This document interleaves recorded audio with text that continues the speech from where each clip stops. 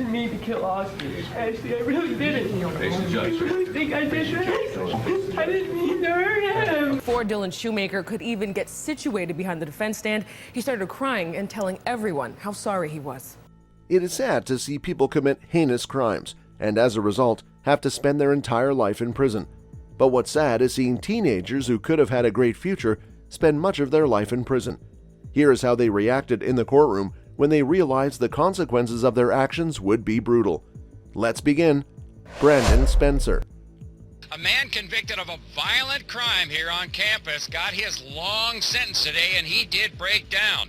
But do students here on campus feel any safer now? Brandon Spencer was just 19 years old when he committed the most heinous crime possible. He was charged with 4 counts of attempt to murder in the Los Angeles County Court. So what exactly happened? He attended a Halloween party at the University of Southern California campus in LA. Everything was going well until gunshots were heard.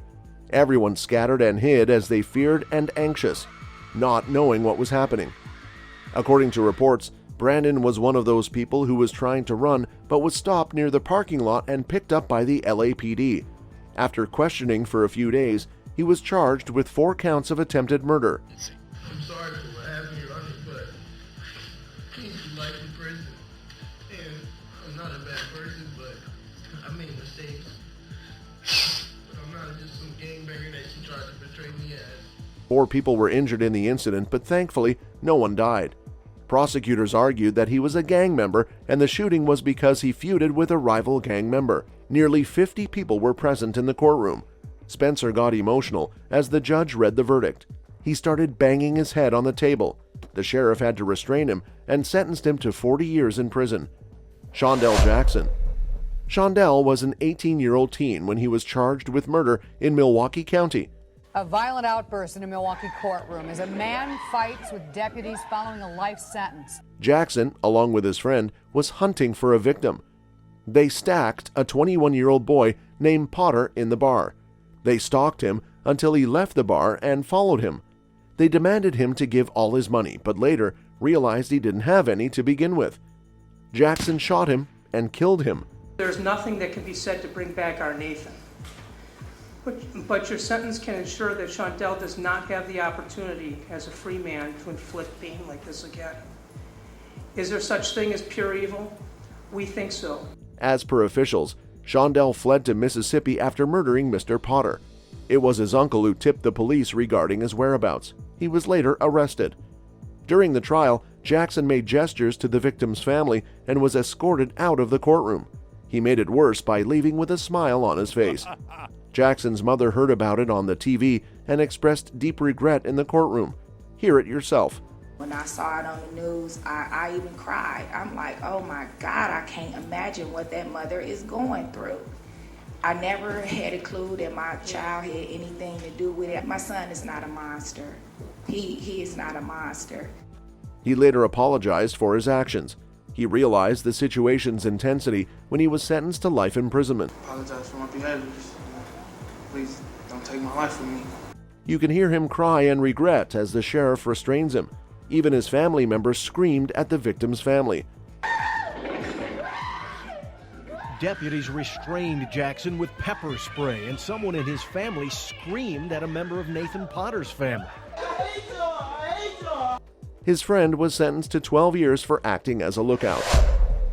Martise Fuller. Spend the rest of his life in prison. Martise Fuller was sentenced this afternoon for killing his ex-girlfriend, 15-year-old Kaylee Juga, and wounding her mother. Martise Fuller broke into his girlfriend's house and shot her when she was in her bedroom, listening to music. Her mother emerged from her room, heard the gunshots, and came face to face with Fuller. He shot her twice, but the victim's mother survived and identified Fuller in front of the police. She was always by my side, and she was my biggest cheerleader. Now I'm lost. I just feel so lost without her. Stephanie Juga fighting through tears as she remembered her daughter Kaylee. During the trial, he didn't admit that he was murdered. He pleaded innocence, but the jury agreed that they found him guilty of first-degree intentional homicide. When sentenced to life imprisonment, he showed emotions for the first time in the entire trial. He started crying and still said that he was innocent. Fully, I am sorry about the pain you've all suffered through this, but more importantly, the loss of my ex-girlfriend Kaylee that I loved too.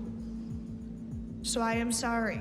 Despite the hatred that is against me, I still am sorry.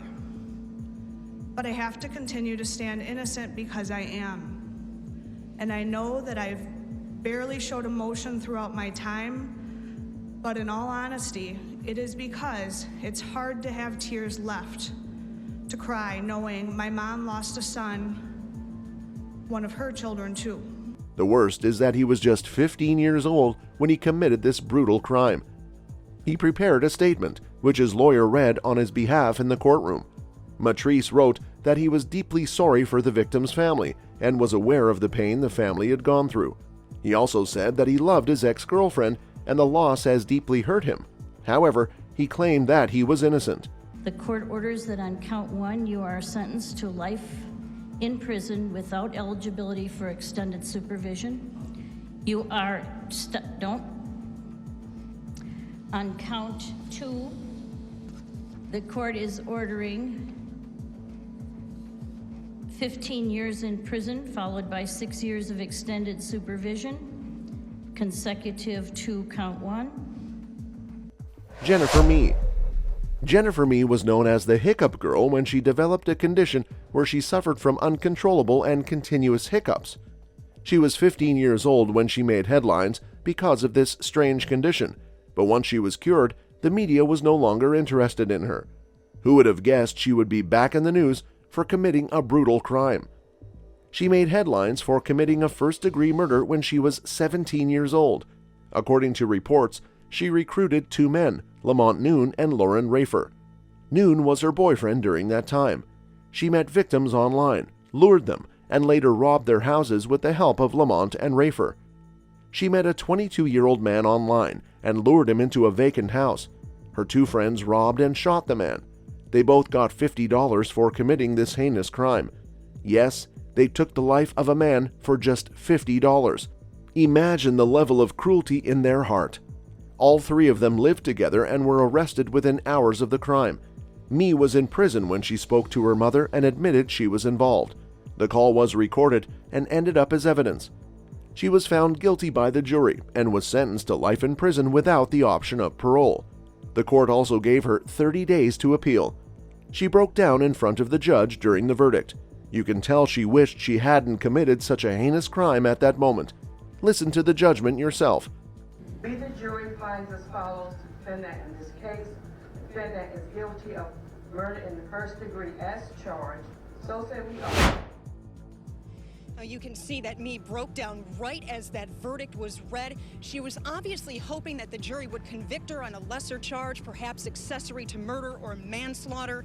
Now, though, she'll spend the rest of her life behind bars for the murder of Shannon Griffin. That's it for today. Let us know your thoughts in the comments, and make sure to like and subscribe to never miss an update.